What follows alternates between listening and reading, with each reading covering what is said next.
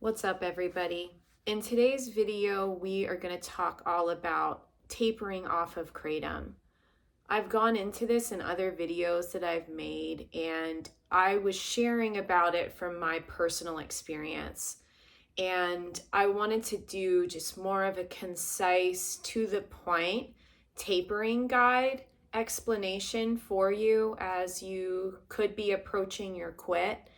And I'm really hoping that this can help some of you guys as you are preparing to make these upcoming changes. So, okay, I'm going to refer to my notes with this. And yeah, I shared in other videos, but I'll just mention really quick that I didn't know about these tapering guides when I was preparing to quit. I didn't know about the Quitting Kratom subreddit, where they have a really good tapering guide as well that you might want to check out. I just was winging it. I had no idea what I was doing. The way that I tapered is not what I would recommend for you. There's probably a lot easier way to do this, which is what we're going to go over today. Because for me, I was at 40 to 60 grams per day at my highest. And so I made an initial huge cut to 28 grams per day. And so I basically cut my dosage in like half. And then from there on, I would cut about probably a gram or so off of each dose once a month. Sometimes I would stay at that amount for 2, sometimes 3 months as my body would regulate and as I would adjust to life on that smaller amount. So it took me a really long time to taper off of that given those circumstances. So I tapered for over the course of a year for a pretty long time.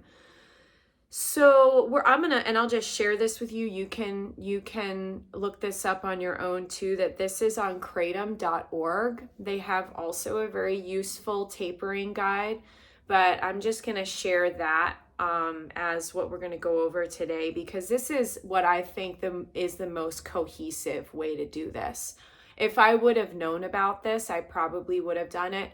Who knows? Maybe I would have still made that initial huge jump, because I knew that I wanted to get my grams per day down to like a more manageable amount.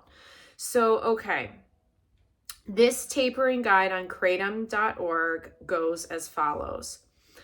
Compared to many other substances, quitting kratom is relatively easy. Obviously, a lot of us would beg to differ. Most users will experience some kratom withdrawal symptoms if they've used it for long enough, but many people compare it to the process of quitting caffeine. Generally speaking, you can expect some adverse side effects for the first few days, after which it just becomes a matter of consistency. The difficulty you'll have quitting kratom also depends on how you stop using the substance. Some unpleasant side effects can be expected for those who go from their usual daily dose to none at all, much like quitting caffeine. For most users, tapering off of kratom makes the process relatively easy. However, this isn't without its challenges, and it can be harder for long-term users.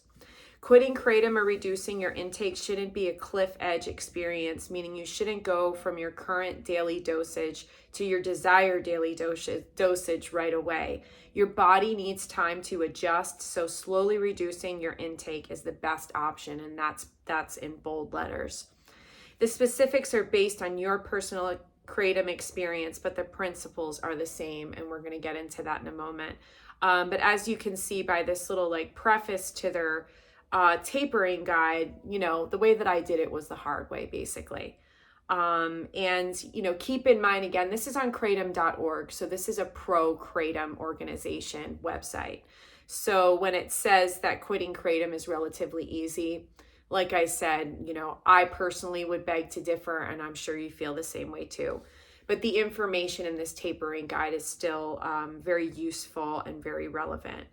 Okay, so here's the tapering guide. Reduce your daily intake by 10% for 1 week. Start by reducing your daily kratom intake by around 10% to see how your mind and body react.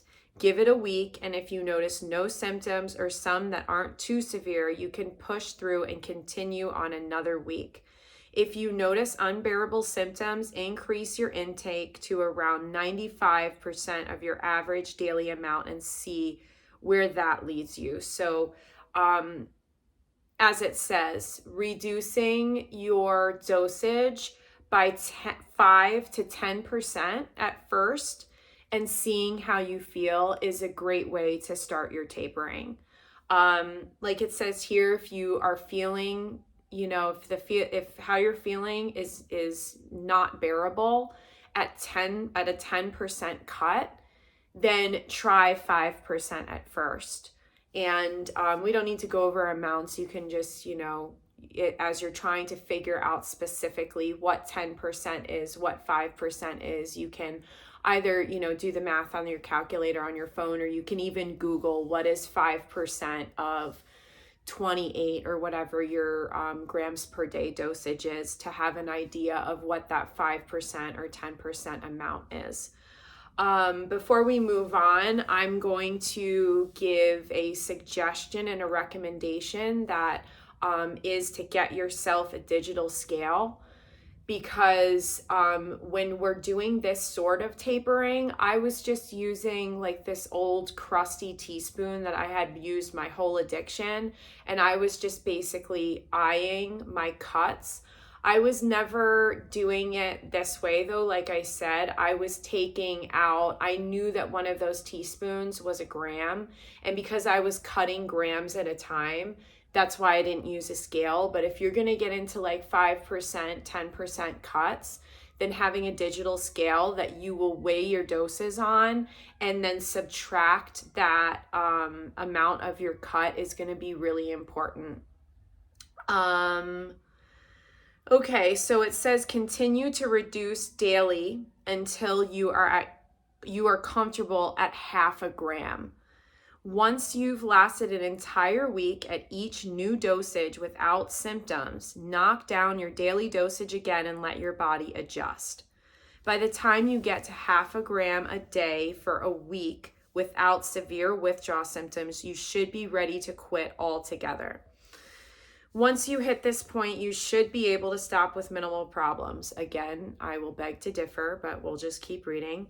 If you feel like the withdrawal symptoms are too intense, dial up your intake a bit. I also disagree with this, but this is what this guide says. Most importantly, don't get discouraged. Weaning off of any habit-forming or addictive substance like kratom or caffeine can be challenging, and it will take time for most people. Within a month or two, you should be kratom-free and symptom-free.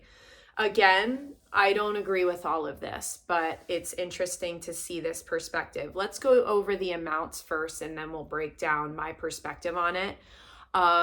Once you've lasted an entire week at each new dosage without symptoms, so it's saying continue to reduce daily intake until you are comfortable at 0.5 gram. So I think that it's saying that reduce then daily 5 or 10%. This is really going to be the point where it's going to be up to you. Like I said, for me personally, and keep in mind, I was at 40 to 60 grams per day at my highest, which is a crap ton of kratom per day. That for me, my cuts were so intense. Even when I would cut back, when I did the smaller cuts, sure, the first initial cut when I cut my dosage in half was gnarly and it was brutal. But then as I would move forward and I would do the smaller cuts, I would not feel good for more than a week a lot of times. So their suggestion of continuing to cut that 5 or 10% per day, that's going to be up to you. I personally recommend that you do that cut no matter what the amount is, 5%, 10%, and especially if you're not feeling good. If you're feeling good, go ahead, continue to cut daily if that's what you feel like you would like to do. But if you're not feeling well, in my personal opinion, if you start to push yourself too far and it becomes so unbearable, it will be a lot easier to take more. So I would personally recommend and suggest that you stay at that new amount for a week, 2 weeks, as long as you need to stay at it. It says here that if you don't feel good, then to dial back up your doses. I highly disagree with this. The reason why is because, and I shared this in my other videos where I talked about my own personal tapering experience, and I also share it when we were doing one-on-ones with some of us who are also, with those of you who are also in tapers. And my firm opinion is that it is always better to stay where you're at than to take more. So if you do a cut and you're not feeling well, I personally recommend staying there, allowing your body the chance to regulate, and don't push yourself further into cutting more like this guide is recommending, and just stay there. Because in my personal opinion, as you're cutting, if you don't feel good and you start taking more again, that's a very slippery slope to climb. Because basically you're telling yourself and you're telling your body that, okay, when the going gets tough, if it's so tough, I'm going to be able to give myself more. And so basically, in my opinion, you're not really moving forward in your taper and in your cut if you take more. So I recommend making the cut, no matter how small it is or however large it is, and just digging your boot heels in the ground and holding steady on that amount, and know that whatever you're experiencing and whatever you're feeling, it will not last forever. So if you do that cut and you are feeling like garbage, it's only, that time is only, and feeling like that is only going to last about 2 weeks or so at the very most. And so for me, when I would do these cuts, I would sometimes, and like I was saying a moment ago, based on what was going on in my life, if I had a bunch of stuff going on in my life, if it was a stressful time, because I tapered over the course of a year, and my life was not, sunshine and daydreams at the end, especially of my kratom addiction. And I had lost family members before my addiction. So I was contending with dealing with my life being a mess, dealing with having to come to terms with that I needed to go through the grieving process that I had put off during my addiction. And so it was tough. As I was doing these cuts, I am starting to come to terms with the fact of what was going on in my life, and, basically grieving that I needed to do. So I didn't push myself further into my taper when I was already feeling the effects of my cuts. And I would just, like I was saying, hold steady and stay at that amount as long as I needed to. And I'm not condoning to, if you can move forward through this taper, in a more timely manner than it was for me. And, I'm not saying that what I did, you should do. I'm just sharing what worked for me. And to me, it makes sense. With this taper guide that we're getting into, it's basically saying that you continue to push yourself daily. And, if they're saying 5 or 10%, if you're at 40 grams per day, that's 4 grams that's a 4 gram per day cut. And for a lot of us, that can be a lot. So, and I'll tell you right away, you may not feel anything from 10%, but I know when I would cut back on even the smallest amounts throughout my taper, that my body and my brain would go, okay, where is it? What's going on? So maybe we're all different in that sense. So it's going to be up to you what you decide to do with this. I'm going to continue to look through this article here. It goes into kratom withdrawal symptoms, which we've gone through a lot in other videos. We don't need to go over that. How to avoid kratom withdrawal symptoms. Although the withdrawal symptoms associated with kratom aren't nearly as severe or as unpleasant as what you'd experience. See, that's that whole, pro-kratom thing. We're not even going to read that. How to avoid kratom withdrawal symptoms. What they recommend is gradually decrease your dose, which we just went over. Switch to a less potent strain. That's going to, still result in some withdrawals. Remember, withdrawal is temporary, which is a good suggestion, which we just said. So that is... I think everything that's important in here. Again, this is on kratom.org. And if you just Google how to taper off of kratom, that's the first thing that pops up. Again, the Quitting Kratom subreddit on Reddit has a very useful tapering guide where it goes into this sort of information, and then there's a ton of personal experiences too.